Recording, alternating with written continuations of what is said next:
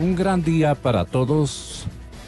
Me permito saludarles muy cordialmente, invitarles a esta revista de noticias Democracia, con la objetividad e independencia que nos caracteriza, en búsqueda de la verdad. Hay una serie de titulares inquietantes en la prensa nacional esta mañana.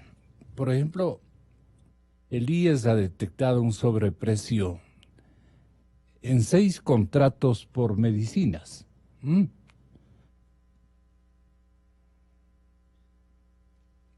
Hubo hasta el 1000% de sobreprecio en las medicinas. ¿Imaginan lo que es eso? Que a un ítem, que a un producto farmacéutico que cueste $1 le pongan 1000. Así es. Estoy muy honrado con la presencia de la abogada Dora Ordóñez, viceministra anticorrupción, que nos acompaña esta mañana. Y Jaime Carrera también nos dará el favor de contestarnos este momento. Desde luego, es este el momento adecuado. El momento adecuado es este. El analista económico nos va a atender en breve. Muchas gracias, doctora, por estar aquí. Nos ponemos mutuamente a las órdenes. Bienvenida.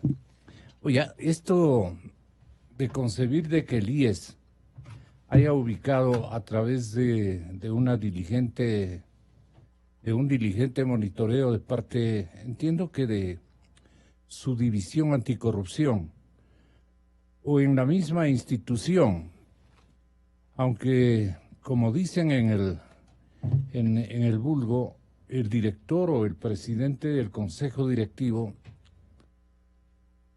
yo no sé, se sorprende el hombre. Pero si el sobreprecio en 6 contratos por medicinas está en este momento estropeando todo el trabajo tanto de ustedes como de la división dirigente del estamento máximo del Instituto Ecuatoriano de Seguridad Social, el señor Paul Granda, presidente del Consejo Directivo, ha explicado que los problemas en la adquisición de medicinas tienen una connotación que me gustaría usted le pueda entender a su paisano. Dice que es una adquisición de medicinas con afectaciones estructurales, pero aclara que está solucionando. Al momento tenemos un 83% del abastecimiento a lo largo de todo el país. Y este es un problema que necesita medidas serias a largo plazo. Estos enunciados son de todos los días, estamos acostumbrados. Largo plazo, estructural, daño orgánico. Luego de que el señor presidente de la Comisión Ciudadana de Lucha contra la Corrupción, el economista Jorge Rodríguez, ayer aquí y en otros lados, en una senda conferencia de prensa, dijo, doctora, que las denuncias con una sola o con una pequeña muestra de 6 contratos de adquisición de medicamentos se pudo determinar sobreprecios más allá de los $3 millones. En efecto, son 3.126.000, no vamos a dar los centavos. Pero esto, naturalmente, daña la bilis.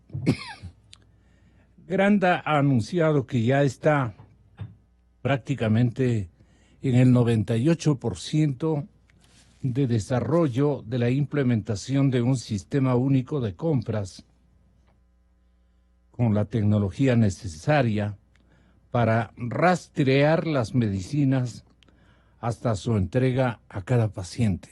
Imagínense lo que es eso, un notable esfuerzo, pero que yo personalmente no lo creo.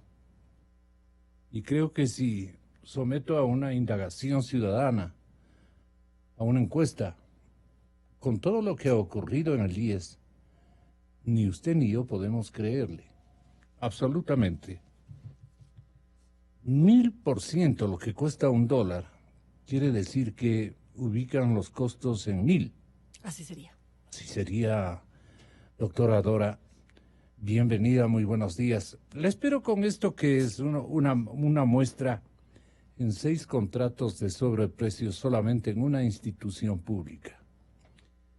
Y ustedes convencieron al presidente Moreno que con el estamento que iba él a crear y apoyar, que de hecho lo ha hecho ciegamente, digamos, con todo el énfasis del mundo, el presidente de la República tiene que recibir y procesar este tipo de informaciones. Hasta ahora. Entonces, ni en el IES podemos poner orden, o ¿usted cree que es la estructura burocrática más compleja que tiene el país desde hace muchísimos años? De aquí han salido los más ricos del Ecuador, sin lugar a dudas. Es que revienta, como digo, la bilis, ¿no? ¿Cómo vamos a los más perjudicados? Los trabajadores, la gente que depende de la asistencia médica y naturalmente de la incorporación de la mayor parte de partidas presupuestarias en bien de su salud, tenga que atravesar por estos, aún no tan resquicios, sino por esta industria de la corrupción. Es una industria en nuestro país. Están todos de acuerdo y yo quisiera una gran descripción de lo que ha sido, abogada, su experiencia en la administración de un estamento convocado a controlar todo este drama. Mi cordial bienvenida y me contento esta coincidencia de esta denuncia de la prensa nacional con su generosa contribución acá a los estudios de la cadena Democracia. Tenga la bondad, doctora Dora, bienvenida. Gracias, Gonzalo. Es un placer poder conocerle, además, y ser parte de esta entrevista en esta mañana. Estoy súper agradecida por el espacio. Yo no sé si es tan grata, al menos desde mi perspectiva, la coincidencia de que efectivamente haya salido esta denuncia en las últimas horas respecto a lo que tiene que ver con las adquisiciones en el No, IES. para los dos creo que no es tan grata, Sí. ¿no? Así, yo En esperaba absoluto. encontrarle y ubicarle con un mensaje de congratulación por su presencia y hasta felicitar por algunas aristas que ustedes están finalmente controlándolas. Aunque no las creo, por ejemplo, esto de la asociación institucional, una especie de confraternidad de funciones para controlar la corrupción, suena retóricamente bastante aceptable, pero ¿cómo van a ser las coordinaciones entre la función legislativa y, por ejemplo, la función ejecutiva, donde hay mucha tela que cortar y donde se inauguran precisamente las uñas largas, porque el silencio de los parlamentarios aflora de lo que está en este momento denunciando el señor ministro de Energía, Carlos Pérez, y que ahora le invitan a que diga con nombres y apellidos, circunstancias. ¿Quiénes son? ¿Quiénes son? Imagínese. A nosotros también nos interesaría saber de alguna forma quiénes son. Entiendo que el ministro Pérez hará las respectivas declaraciones en el espacio que corresponda. Para nosotros como Secretaría Anticorrupción, usted manifestaba que el presidente había dado toda la confianza en que este espacio podría generar algunas acciones importantes. Gonzalo, la corrupción no solamente en el Ecuador es que nos, como dice usted, nos revierte el hígado. No, es a nivel regional, es a nivel mundial. Es un tema supremamente complejo de poder atacar. En alguna entrevista en la que Iván Grande estuvo presente, Y usted hacía referencia a una entrevista mía en el Telégrafo y decía, me parece que se equivoca la doctora cuando dice que es difícil recuperar los recursos que son producto de actividades ilícitas, y yo me ratifico en que es muy complejo.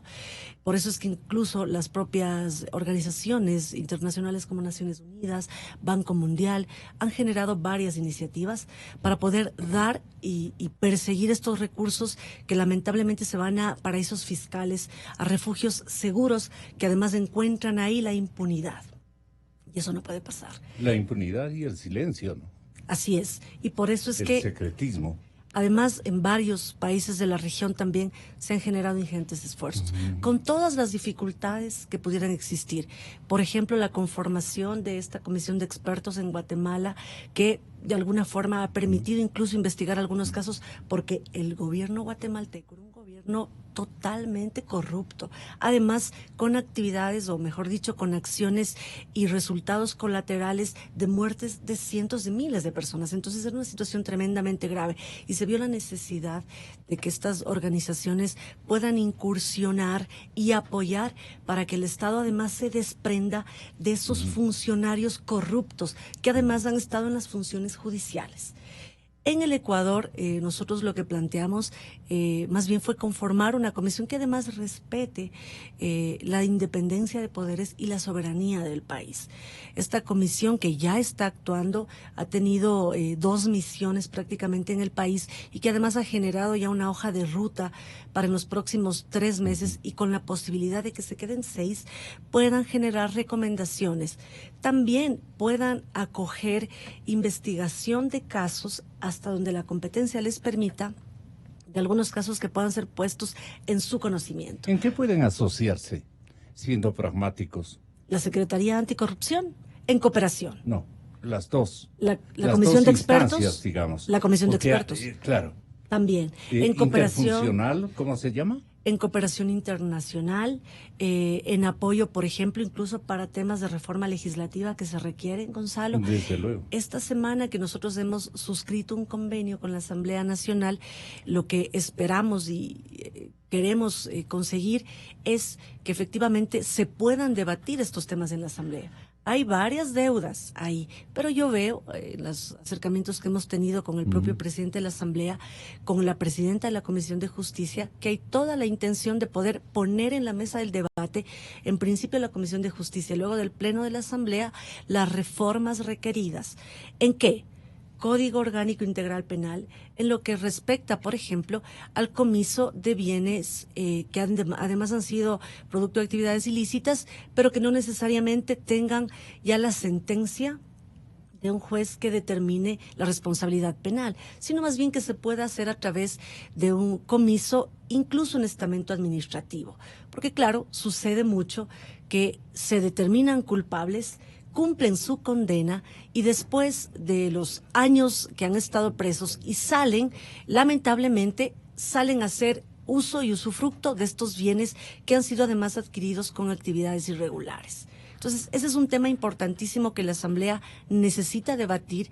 Es un tema adicional que, por ejemplo, a propósito del caso Arroz Verde, que además en este espacio de entrevistas se ha hablado muchísimo en las últimas semanas, también es necesario que el Código de la Democracia resuelva sobre los fondos que se destinan para el financiamiento de la política, ¿no? Entonces, varios temas que la Asamblea tiene todavía pendientes, pero el convenio en específico que suscribimos con ellos, lo que determina es que se pueda conformar una oficina de integridad, como sucede en otros países, como sucede en Perú, como ha pasado en Brasil, como ha pasado en Colombia, que lo que buscan es prevenir que se den actos de corrupción. Además, Gonzalo, la Asamblea también ha planteado dentro del convenio, y así lo suscribimos, es que se pueda certificar varios procesos que ellos llevan adelante. Uno de ellos, por ejemplo, la contratación pública a través de una norma certificada que es antisoborno, ¿no? Los dos parientes, ¿qué pueden hacer en este momento en asocio? Me refiero a Paul y me refiero naturalmente a Iván. A Iván. No son parientes. Siempre ha habido esta confusión. Ah, sí. Sí, los coterráneos, pero no parientes. Los hermané, imagínense. Sí, probablemente tienen algún parecido, porque siempre hacen esa pregunta. A ver, nosotros con el Instituto Ecuatoriano de Seguridad Social también hemos planteado la necesidad, y también con el Ministerio de Salud, de suscribir este convenio. En algún momento conversábamos con Iván y decíamos, pasemos de la mera suscripción de convenios o acuerdos y concretemos los resultados. Claro, por ejemplo, con la Asamblea ya avanzamos en la definición de los objetivos del convenio, que era formar la Oficina de Integridad. Por eso es que ya lo suscribimos y lo hicimos público. Con el IES esperamos hacer lo mismo. Logramos un acercamiento hace algunas semanas atrás, sin embargo aún no se ha podido concretar. Pero hay un tema importante que ha manifestado el presidente del directorio y está relacionado efectivamente al control de las adquisiciones. La corrupción en los estamentos públicos se da fundamentalmente en donde existen recursos y obviamente es en sus compras públicas. Y como le decía a Gonzalo, además hay una institucionalidad fortalecida desde adentro, lamentablemente, que genera este caldo de cultivo ¿Cómo para es que eso? existan Institucionalidad que los más o procesos de menos adquisición. configuran entre las partes una metodología de robo, de atraco singular, atípica, muy bien coordinada. ¿Nos podría explicar? La gente quiere saber cómo ustedes están operando Y en en algún términos caso, de elaborar este tipo de diagnósticos. y en algún caso no solamente al interno de la institución, Gonzalo, sino también, lamentablemente, por deficiencias en la ley se da esto. La ley de contratación pública necesita ser reformada en el sentido de que se requieren o deberían requerirse nuevamente los informes previos de la Procuraduría y de la Contraloría para que se den estos procesos de adquisiciones.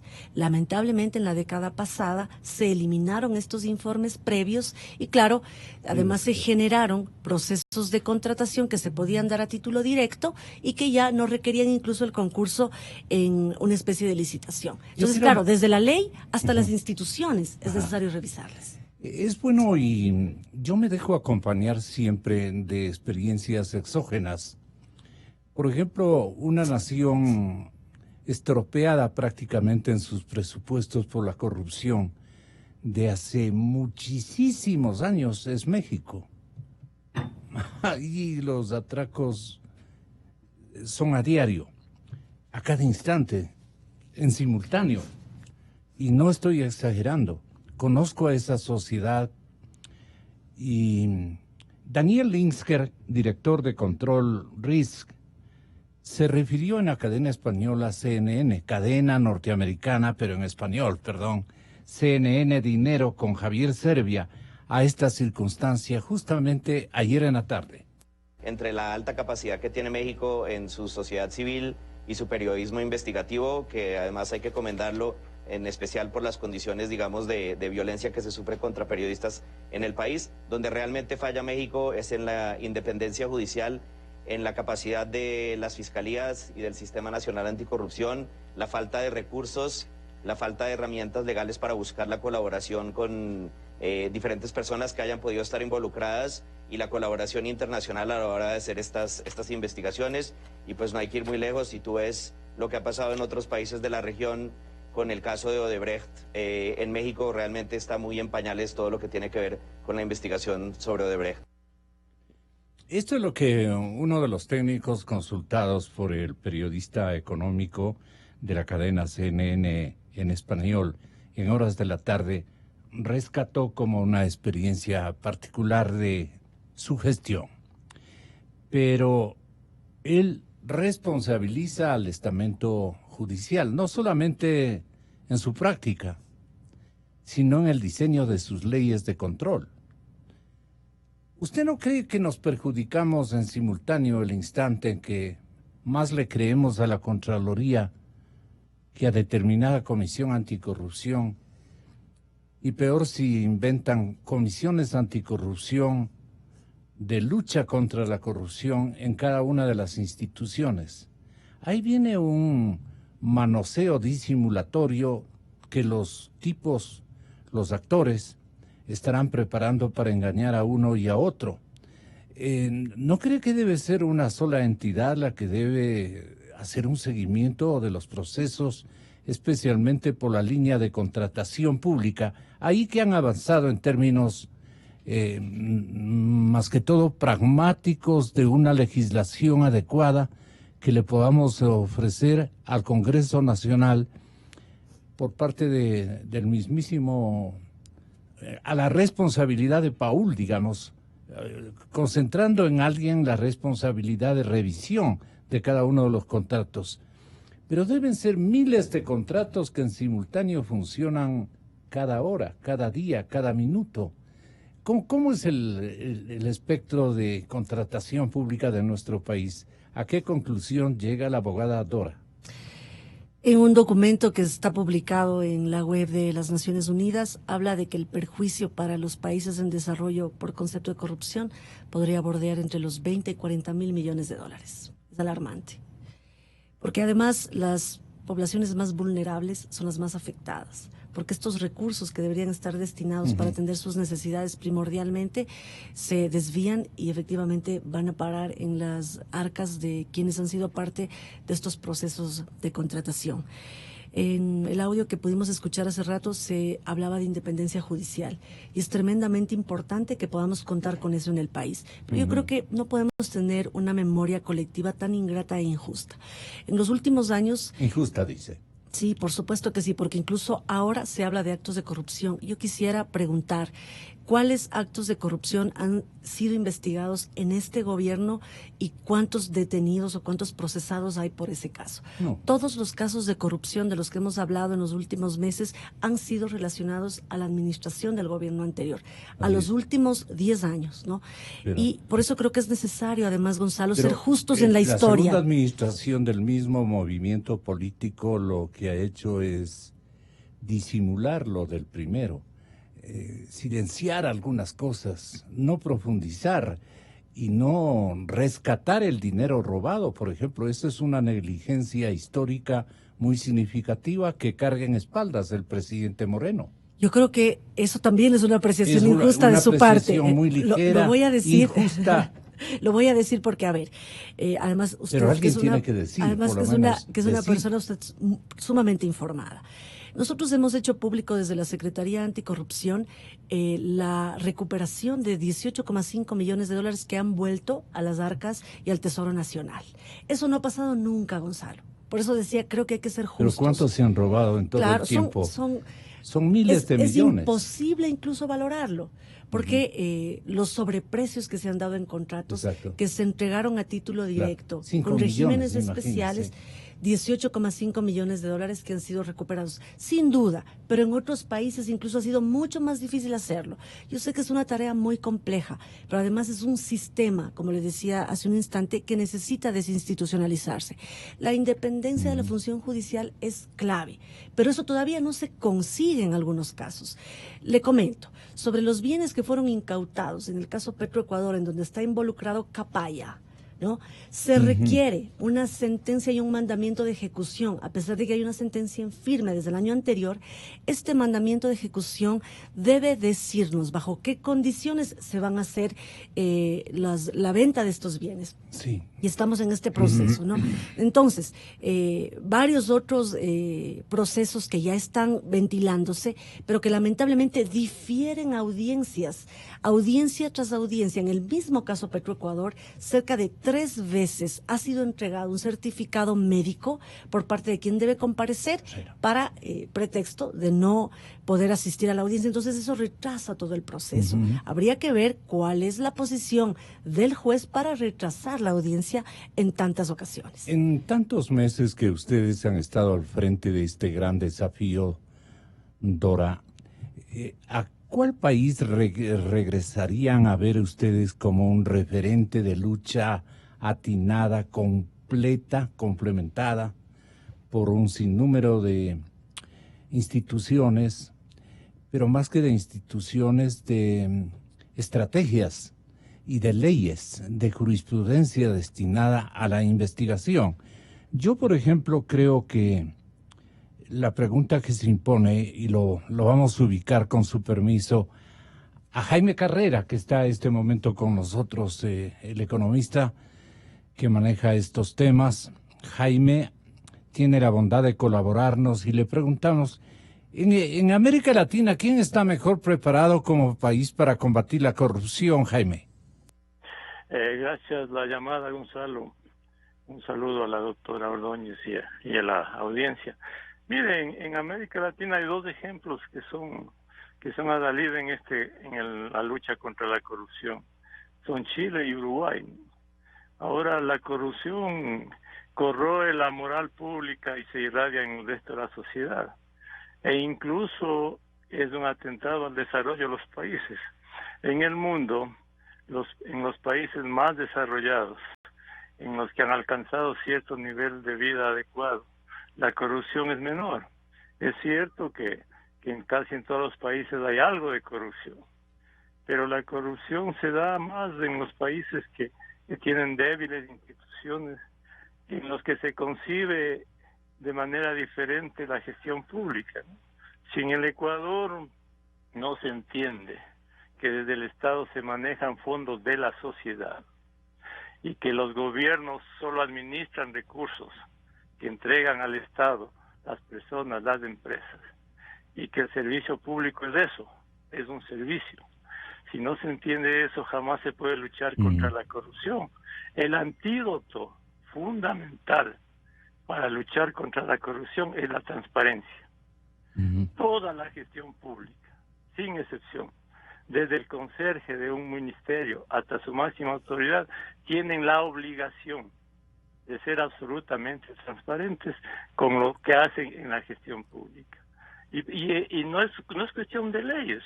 En el Ecuador hay la ley de acceso a la información pública. En el Ecuador hay el Código de Finanzas Públicas que establece sanciones a la falta de transparencia en el uso de fondos públicos. El problema no está ahí. El problema está en que no se institucionaliza la transparencia desde el manejo de la función ejecutiva y del Estado. Si todos, absolutamente todos, fueran transparentes y no hubiese cortapisas al acceso de la información de toda la sociedad, de los organismos. ¿Dónde serán las cortapisas? La estructura burocrática. La doctora Ordóñez decía que hay una está institucionalizada la corrupción, pero desde el ejercicio del poder tiene que romperse esas estructuras corruptas que hay en el Estado. Y cuando alguien pide la información con nombramientos de funcionarios honestos, con la transparencia desde el Estado, no debe haber ninguna negativa a dar información. Mire, cuando se pide información, y los medios lo saben esto, piden información y la dilación en las estructuras burocráticas es de terror. Es decir, cada uno se guarda información. ¿Qué resultado podría dar, economista, una firma de un convenio marco de cooperación interinstitucional entre dos grandes bloques de corrupción? Qué pena decirlo. La secretaría, digamos, la presidencia o la función ejecutiva, más bien, porque es toda una función, y la Asamblea Nacional como toda una función, con enormes responsabilidades. Hay un convenio marco que ha sido trabajado de cooperación institucional. ¿Esto podría aflorar en buenos resultados? ¿Cuál es su opinión? Eso no da resultado, Gonzalo, porque el problema del Ecuador no son convenios. El Ecuador se ha cansado de hacer convenios, comisiones, instancias burocráticas, y la corrupción sigue igual.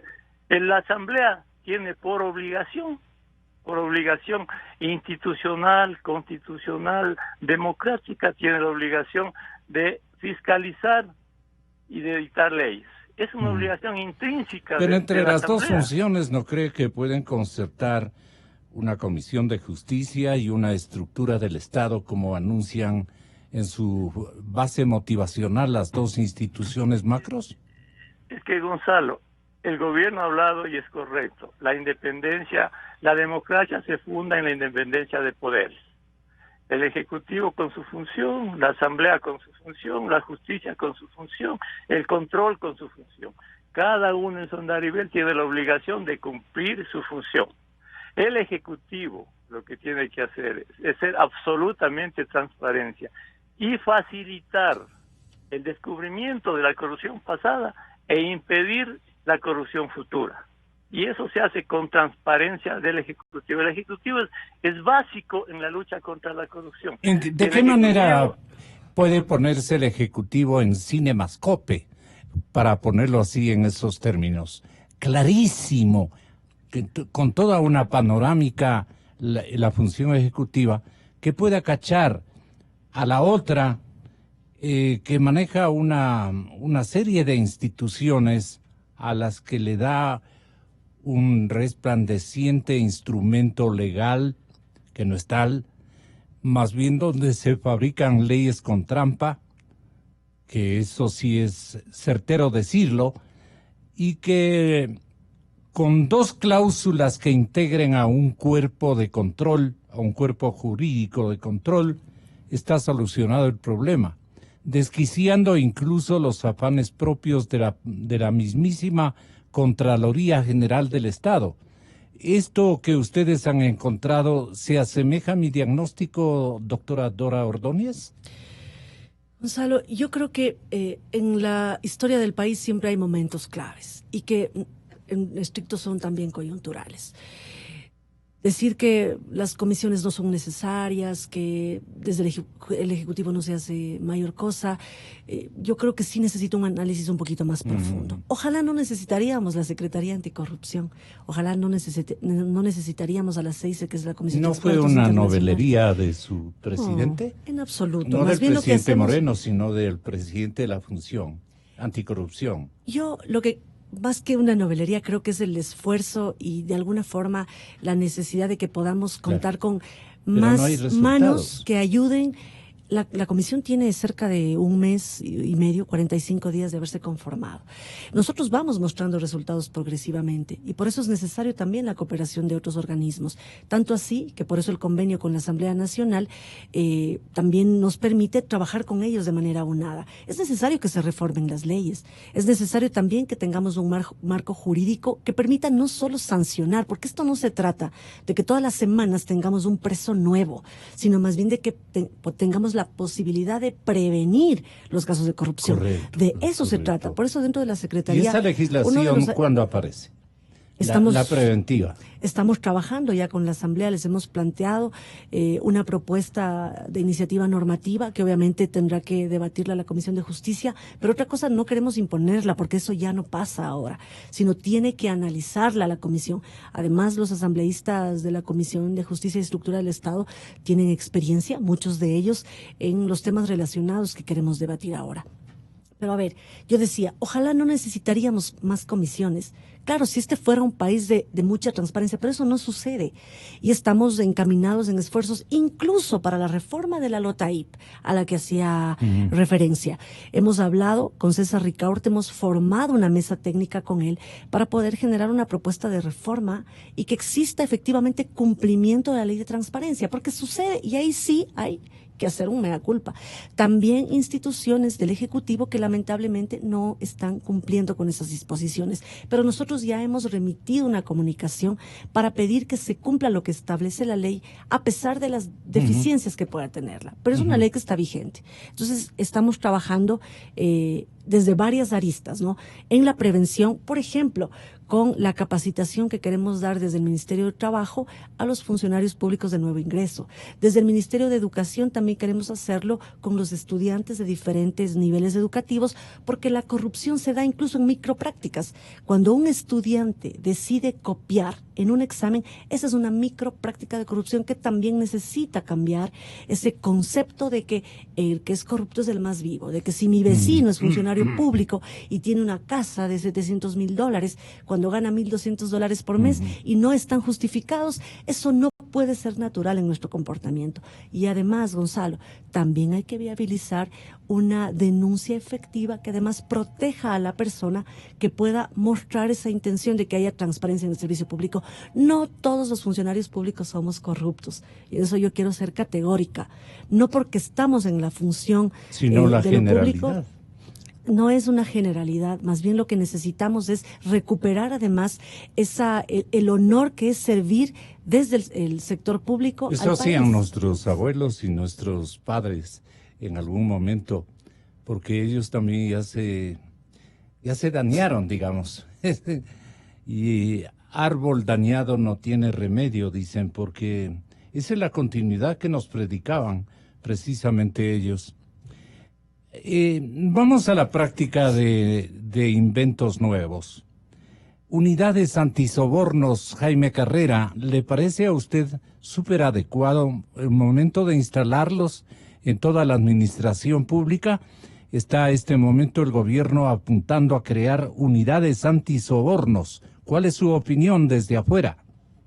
Bueno, que el gobierno tenga el empeño y el esfuerzo de luchar contra la corrupción, sin duda que es positivo. Ya, pero las unidades antisobornos...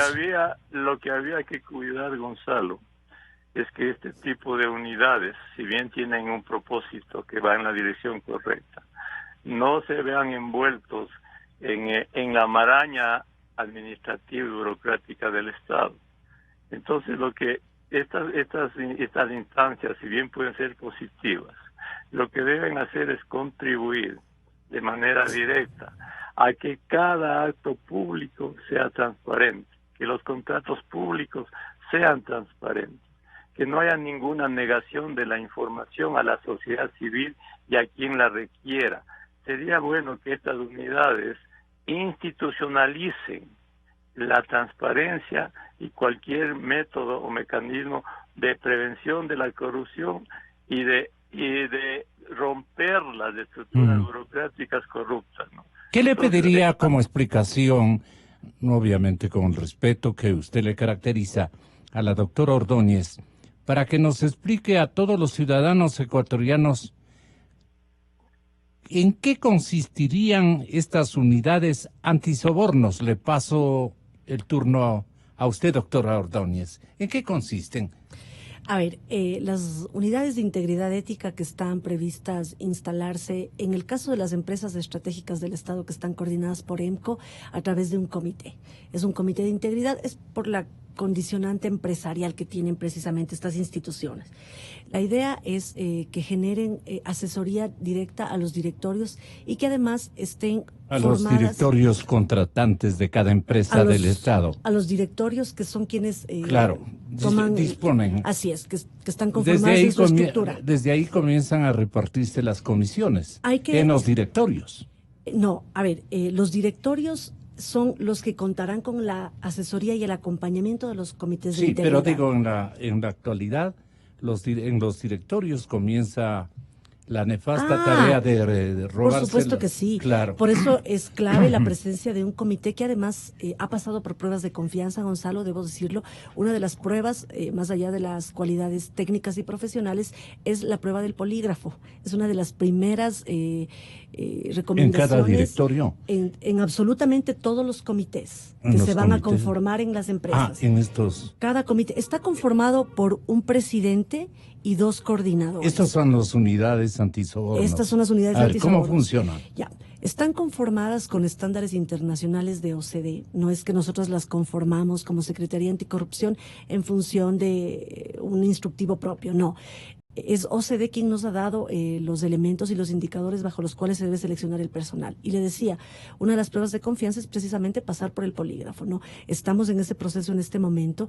Ya 6 de las empresas están listas para acoger al Comité de Integridad. Hace unos días hicimos público el pronunciamiento en donde ya hemos puesto en conocimiento incluso de los gerentes, porque los comités no dependen de los gerentes, ni responden a los gerentes de las empresas, sino coordinan directamente con la Secretaría Anticorrupción. ¿Qué van a hacer? Revisar los procesos de contratación, ¿no? En la etapa precontractual, lo que de alguna forma hacía antes la Contraloría y a lo que hacía referencia hace un momento. Revisar las etapas de contratación desde la elaboración de los pliegos, acompañar la calificación, incluso a pesar de que existen comisiones técnicas que lo hacen, pero van a estar permanentemente enterados de qué procesos se van a dar a cabo en cada empresa. Van a estar además pendientes de las denuncias que a nivel interno también se puedan presentar. En la experiencia, a nivel interno, ¿qué tipo de denuncias podrían presentarse? Por ejemplo, de sobornos que se puedan estar entregando a ciertos funcionarios, incluso... Y al chismoso le premiaríamos. En este caso, vamos a generar también un proceso de tener el cuidado de no hacer pública la denuncia, porque mucho pasa, cerca del 36% de denuncias que nosotros hemos tenido... Y los rateros de turno le ofrecen 80. Esa es la dificultad que necesitamos superar, efectivamente, porque están expuestos a que cualquiera de los oferentes, por ejemplo, de un proceso contractual, pueda entregarles u ofrecerles alguna dádiva. Por eso es necesario el acompañamiento permanente de la Secretaría Anticorrupción. Además, se les da una capacitación continua a través de IAEN, ¿no? ¿Y cuánta confianza hay en el polígrafo? Bueno, la confianza que técnicamente nosotros tenemos en instrumentos como estos, pero necesitamos formar además funcionarios que tengan el compromiso de servir con transparencia. Yo creo en las personas todavía, Gonzalo. ¿No cree que está en la selección del personal, no el premio que les dan los partidos políticos o los funcionarios? En absoluto, en absoluto. O que naturalmente ponen a sus buenos amigos en los puestos claves de contratación pública y ellos se hacen los que no ha pasado nada y los que están controlando la situación.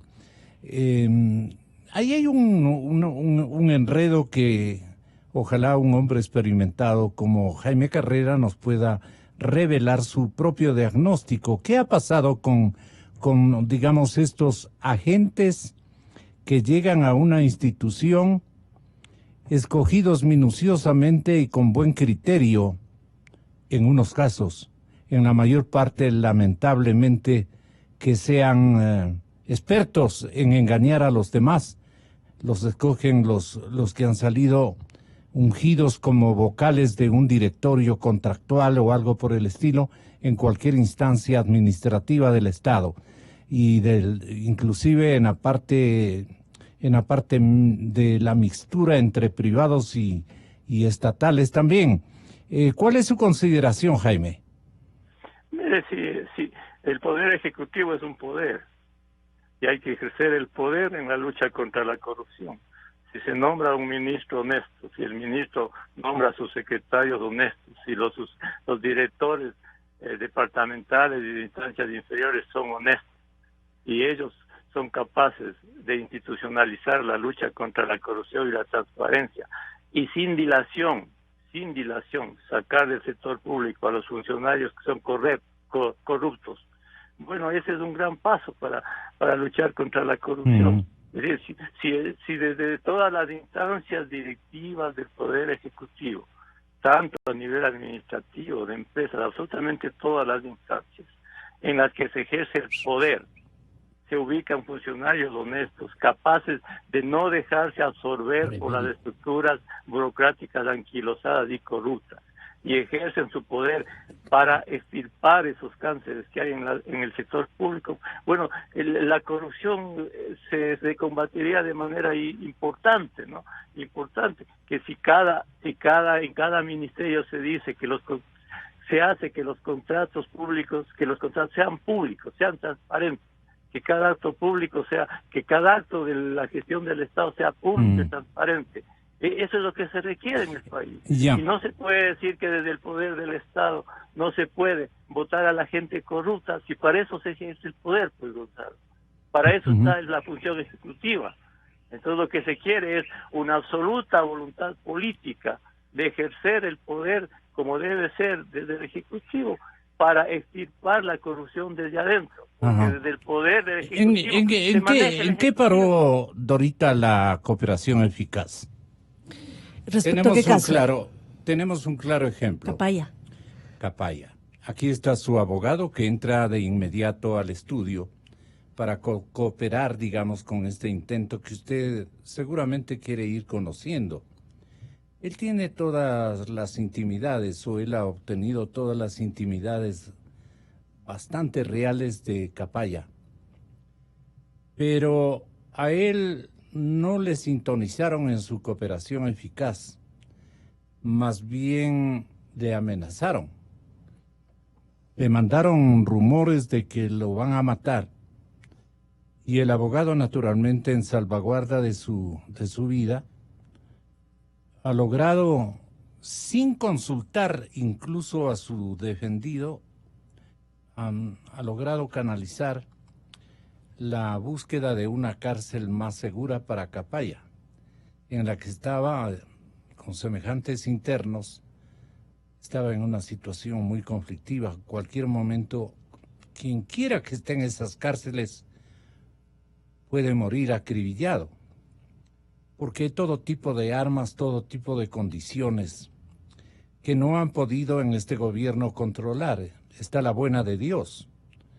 Y el que quiere atreverse a ingresar a las cárceles es a costa de su propia vida. Entonces todo esto hace que la gente en su cooperación eficaz no haya ofrecido su discurso de retorno, su cooperación.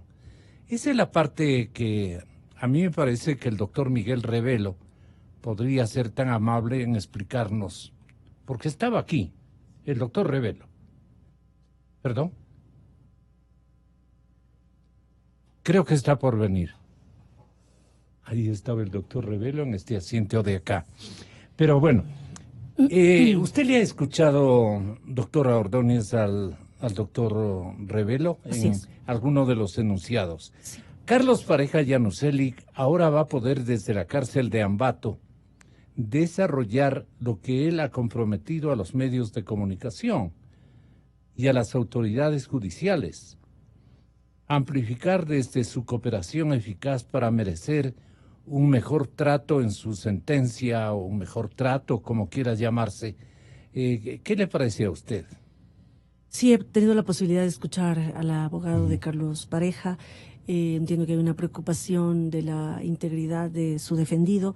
Este es un caso que le corresponde, incluso respecto a la cooperación eficaz, responder a la propia fiscal, ¿no? Es un caso que lo lleva adelante la propia fiscalía, y creo que nosotros, más allá de que exista elementos positivos en el hecho de que nos dé más elementos de juicio, más información respecto a los casos de corrupción, nosotros como Secretaría de Anticorrupción desde ahí valoramos esa información. Pero lo otro le corresponde específicamente a la fiscal, y en este caso al proceso mismo, de responder sobre si es posible o no la cooperación eficaz, si se podría dar o no, cuáles son los elementos adicionales que se puedan conseguir. Hay un tema importante que Jaime decía, si usted me permite, Gonzalo, cuando hacía referencia a que el Ejecutivo debe tener confianza en sus gerentes respecto a los casos de corrupción, y que en este caso no sería necesario tener las oficinas de integridad. Yo ahí debo decir claramente, o sea, corrupción únicamente no se da a nivel de gerentes, ¿no? También se da a nivel de mandos medios y de funcionarios que además tienen nombramiento en estas instituciones. Por eso es necesario también que cambiemos esa percepción de que estar en la función pública es aprovecharse de los recursos que existen ahí. Además, no es un tema únicamente del Ejecutivo, también es un tema del foro interno de cada persona. ¿Actúo o no con ética en el ejercicio de mi cargo? No podemos tener 2 millones de comisionados para que puedan identificar cada una de las actividades que ejerce un funcionario público. O sea, no podemos ser policía de cada una de las personas respecto a sus actividades en su ejercicio profesional o laboral. Por eso yo insisto en que la prevención para nosotros es uno de los ejes más importantes, y la capacitación, la educación desde el nivel escolar es uno de nuestras aristas de trabajo sobre la que vamos a fortalecer la gestión de la Secretaría. Pero de que hay mucho por hacer, sin duda hay mucho por hacer. Pero creo que hay que resaltar una cosa. El gobierno nacional ha sido claro en generar esfuerzos para que desde las diferentes instituciones públicas y privadas, Gonzalo, porque también usted ha hecho referencia en otras entrevistas que yo he podido seguir, los grandes corruptores también son empresas privadas, pues empresas constructoras, hay personas naturales. Me encanta que usted ha traído a colación. Así es, aquello. Entonces es necesario que también quede desde claro, lo privado tienen ustedes como un diagnóstico, no puede ser tan general, ¿no? Porque hay empresas también incorporadas a la ética administrativa, pero son contadísimas. Todo el mundo lo que encarga en estos puestos de contratación pública es al más sapo. Encargan al sapo para que se lleve bien con los digamos, contratantes de tantas fisuras que hay en un proceso de contratación. Allí, ¿cómo pensaban ustedes incidir para que haya normalidad en la contratación? Estamos trabajando también con la Comisión de Expertos Internacionales en la asesoría para generar, por ejemplo, una lista blanca de proveedores del Estado. Pero este es un proceso bien complejo. ¿Por qué? Porque la institución privada debe transparentar también sus cuentas. ¿A quién transfiere los recursos? Lo que ha pasado ahora con la última denuncia de Odebrecht, que ellos han tenido varios correos en donde identifican las transferencias que han hecho para Ruta Viva, por ejemplo, y para el caso del metro. Eso salió, me parece que hoy en una noticia, y ahí se identifica cómo Odebrecht transfería los recursos para pagar los sobornos. Entonces, es necesario que las empresas también sean transparentes, las empresas privadas me refiero. No solamente desde lo público debe generarse un ejercicio transparente de la función, sino también desde lo privado. Y no es posible que en este país la corrupción siga financiando la política. Yeah. Esperamos que para el 2021 se puedan debatir ya las reformas en la Asamblea y podamos tener un proceso mucho más transparente. Muchas gracias por haber Gracias. concurrido a esta entrevista. Nos quedamos en pendiente, ciertamente. Bueno, vamos, señoras y señores, a invitar a dos importantes exfuncionarios del Estado ecuatoriano de méritos éticos para que tengan la bondad también de revelarnos sus propias experiencias. Inicio de espacio promocional y publicitario.